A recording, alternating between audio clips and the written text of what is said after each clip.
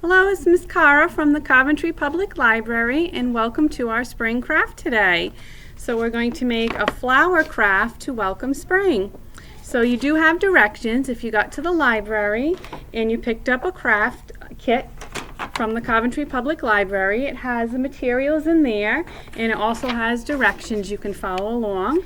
And you will need a pencil, some glue, and scissors for this craft today, and a place where you can paint. So we're going to start with this sheet of construction paper. So you're going to keep this one a full sheet of construction paper, and we're going to put our flowers on here. And the green sheet of paper you're going to use to cut stems and leaves for your flowers. So you need those two sheets of paper and a pencil and some glue and scissors. And once you have some stems and leaves cut out, you can glue them on this paper. I had to trim mine. Mine were a little long, and you can do taller flowers or shorter stems, and then you can cut as many leaves as you like. You can practice tracing and cutting those, or drawing. I thought my friends could practice drawing and cutting those on their own. And then you also could hold the paper this way, right? If you'd like. I use the paper long ways for my flowers, and then you're going to glue the flowers on. So in your kit, you also have some bigger flowers and some smaller flowers. So I've cut those already, and you can paste those on, so you can glue those on as many as you like. You could always cut more if you had other construction paper at home.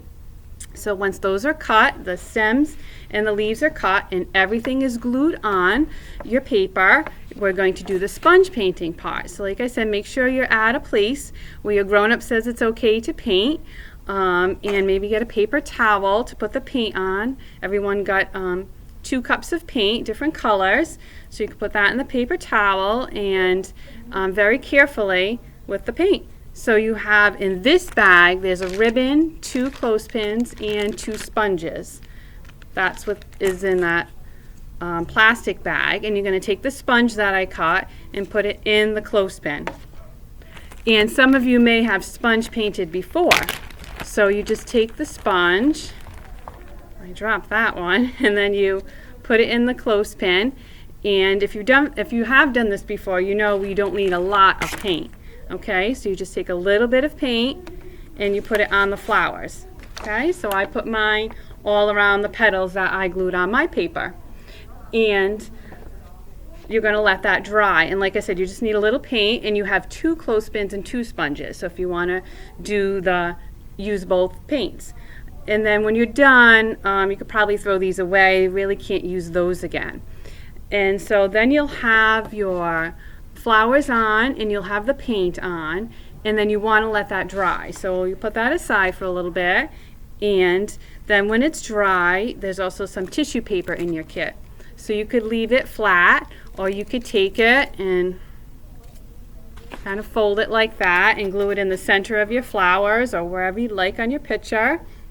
If you'd like to use the tissue paper, or if you have crayons, markers at home, and you'd like to add those as well, that's fine. And also had a ribbon in your kit, and I used mine. I tied it into a bow, and I glued that on the bottom. So you're going to draw the leaves and the stems, cut those first, and glue those and the flowers on. Then you're going to do your sponge painting. And then when that's dry, you can add on the tissue paper and the ribbon. And like I said, you can use any other materials you have at home, and you can make your spring craft with your flowers however you like. Okay, so that's mine, and I hope friends have fun doing their spring craft and welcoming spring. And the children's room is open for friends to come in and check out materials, and we're all ready for spring here. And so we hope to see you soon at the Coventry Public Library. Thank you.